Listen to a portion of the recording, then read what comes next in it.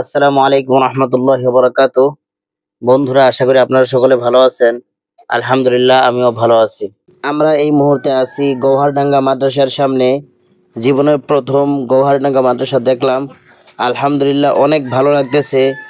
কিরকম যে ভালো লাগতেছে সেটা আপনাদেরকে বোঝাতে পারবো না। সেই সাথে আমাদের ভ্রমণটাও সার্থক হলো।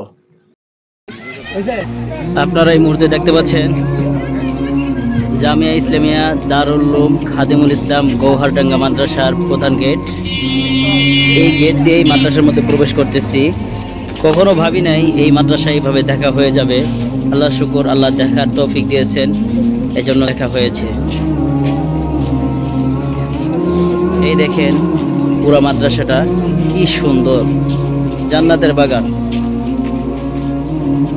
যেন মনে হচ্ছে জান্নাতের বাগানের মধ্যে প্রবেশ করলাম। চমৎকার, মাশাআল্লাহ। এই মাদ্রাসায় বাংলাদেশের বিভিন্ন জায়গার ছাত্ররা এসে পাঠদান করে। যারা ইলম পিপাসু আছে, কোরআন হাদিসের ইলম শিখার অধীর আগ্রহে কিন্তু তারা বাংলাদেশের বিভিন্ন জায়গা থেকে এই মাদ্রাসায় এসে এখানে অধ্যয়নরত থাকেন। দেখেন এখানে কিন্তু অসংখ্য ছাত্ররা থাকেন, আবাসিকভাবে এখানে রাত্রি যাপন করেন এবং এখানে পড়ালেখা করেন। চমৎকার মাদ্রাসা। এই মাদ্রাসাটি দেখে আমার মনটা ভরে গেল। দেখেন মাদ্রাসার মাঠে কি সুন্দর করে ঘাস লাগিয়ে দেওয়া হয়েছে।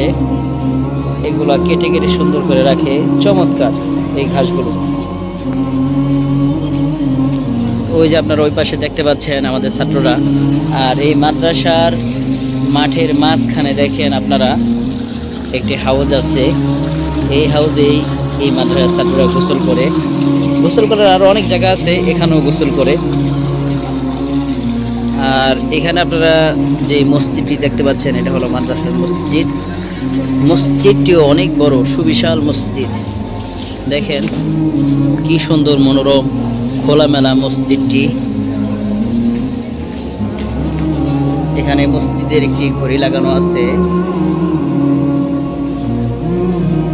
এই দেখেন চমৎকার মসজিদ। এই দেখেন মাদ্রাসার মসজিদটি, সুবিশাল মসজিদ। ভিতরে তেমন চাকচিক্য না থাকলেও মসজিদটি অনেক বড়, খোলামেলা। এখানে দেখতে পাচ্ছেন আপনারা মসজিদের মসনদটি কি সুন্দর।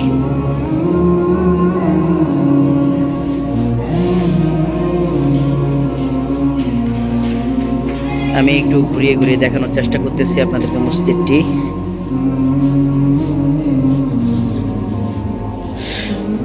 মসজিদের বারান্দাটি খুবই ভালো লাগে, কারণ একবারেই খোলামেলা একটি জায়গা। এখানে দেখেন আপনারা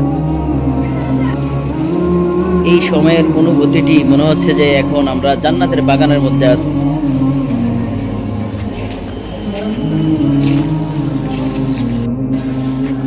বন্ধুরা, এই সাইডে আপনারা দেখতে পাচ্ছেন গৌহারডাঙ্গা মাদ্রাসার নুরানি বিভাগ। এখানে দেখেন লেখা আছে নুরানি কিরাত বিভাগ। অনেক জায়গায় নুরানি বিভাগকে কিরাত বিভাগও বলে, আবার অনেক জায়গায় একাডেমিক শাখাও বলে, বিভিন্ন জায়গায় বিভিন্ন নাম বলে। আপনারা এই মুহূর্তে নুরানি বিভাগের পড়ার আওয়াজও কিন্তু শুনতে পাচ্ছেন। ওইখানে দেখতে পাচ্ছেন আমাদের ছাত্ররা আছে।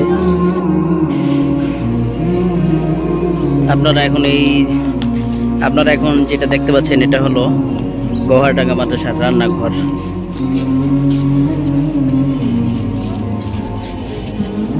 সুবিশাল মাদ্রাসার সুবিশাল রান্নাঘর।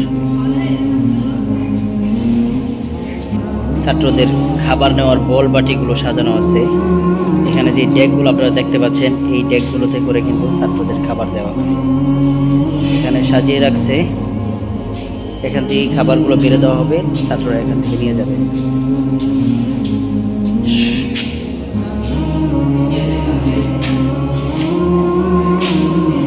আপনারা এখন দেখতে পাচ্ছেন রান্না করার আধুনিক যন্ত্র, এটাই করে রান্না করা হয়, সম্ভবত ভাত অথবা ডাল এই জাতীয় কিছু রান্না করা হয়।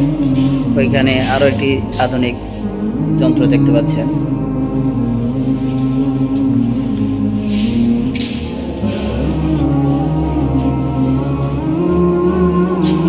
আর এই সাইডে দেখতে পাচ্ছেন এখানে লাকড়ি দিয়ে রান্না করা হয়, সুবিশাল রান্নাঘরের একটি কক্ষ। এই পাশে যেই ভবনটি আপনারা দেখতে পাচ্ছেন এটা হলো গওহারডাঙ্গা মাদ্রাসার আরবি ভাষা ও সাহিত্য বিভাগ। বন্ধুরা, আপনারা এই মুহূর্তে যেই ভবনটি দেখতে পাচ্ছেন এটি হলো গওহারডাঙ্গা মাদ্রাসার হিফজ বিভাগ। আর এই সাইডে দেখতে পাচ্ছেন এটা হলো মোহতামিম সাহেবের কার্যালয়, আর এটা হলো হিফজ বিভাগ।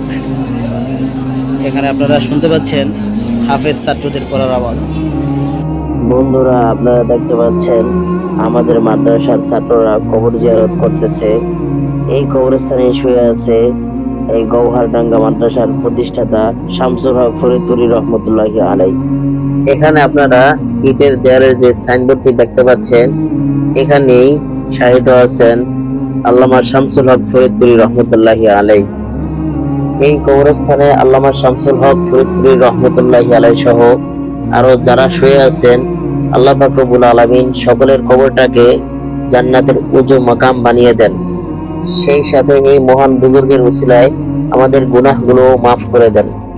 আল্লামা শামসুল হক ফরিদপুরি রহমতুল্লাহি আলাইহি গোপালগঞ্জ জেলার টুঙ্গিপাড়া থানার গওহারডাঙ্গা গ্রামে বাংলা 1302 সনের 2 ফাল্গুন ইংরেজি 1896 খ্রিস্টাব্দের শুক্রবার সুবেহ তারিখের সময় জন্মগ্রহণ করেন।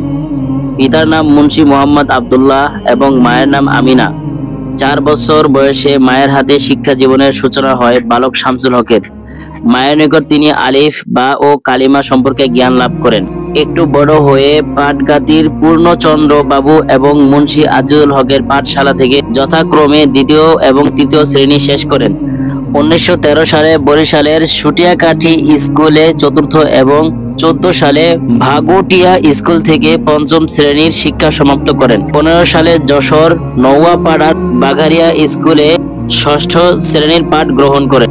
ছোটবেলা থেকেই তার হৃদয়ে আরবি শিক্ষার প্রতি ছিল তীব্র আকাঙ্ক্ষা। তাই স্কুলে পড়ার পাশাপাশি ভগ্নিপতি আরশাদ মুন্সির নিকটে কায়দা, আমপারা এবং বিভিন্ন দোয়া দুরূদ মুখস্থ করেন। আরো অধিক উন্নত শিক্ষার জন্য কলকাতা আলিয়া মাদ্রাসায় 7ম শ্রেণীতে ভর্তি হন। 8ম শ্রেণীতে পুরো দেশের মধ্যে প্রথম স্থান অধিকার করে স্বর্ণপদক এবং বৃত্তি হিসেবে 20 টাকা লাভ করেন। একসময় তিনি প্রখ্যাত প্রেসিডেন্সি কলেজে ভর্তি হন, কিন্তু তার মন পড়ে আছে আরবি শিক্ষার প্রতি। এর মাঝেই মাওলানা আশরাফ আলী থানভী রহমতুল্লাহ আলাইহির সঙ্গে দেখা হয় এবং এই আকাঙ্ক্ষা আরো শতগুণে বেড়ে যায় তরুণ শামসুল হকের। রাতের আধারে গভীর জঙ্গলে গিয়ে কোরআন শরীফ বুকে জড়িয়ে কাঁদেন আর বলেন, হে আল্লাহ, তুমি আমাকে তোমার কালামের জ্ঞান থেকে বঞ্চিত রেখো না। হুজুরের পিতা কোনোভাবেই আরবি শিক্ষার বিপক্ষে ছিলেন না, তিনি ছিলেন প্রচন্ড ব্রিটিশ বিরোধী।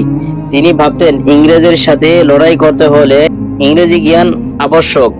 1920 সালে ইংরেজ বিরোধী আন্দোলন তীব্র মাত্রায় পৌঁছলে সমস্ত শিক্ষা প্রতিষ্ঠান বন্ধ ঘোষণা করা হয়।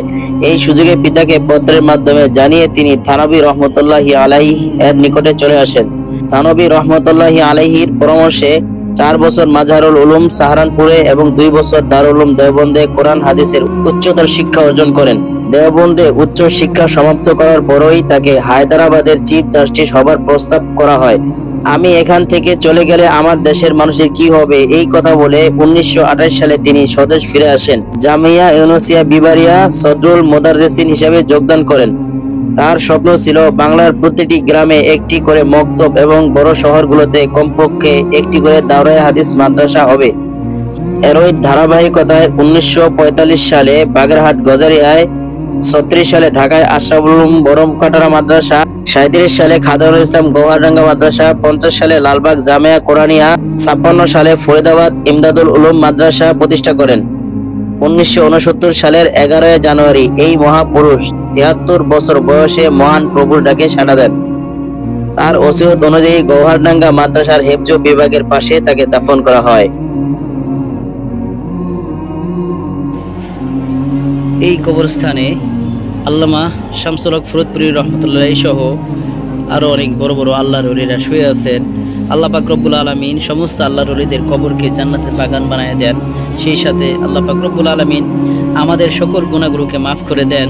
আমাদেরকে আল্লাহ পাক রব্বুল আলামিন নেক হায়াত দান করেন, আমাদের জন্য জাহান্নামকে হারাম করে দেন এবং জান্নাতকে ওয়াজিব করে দেন। আমিন।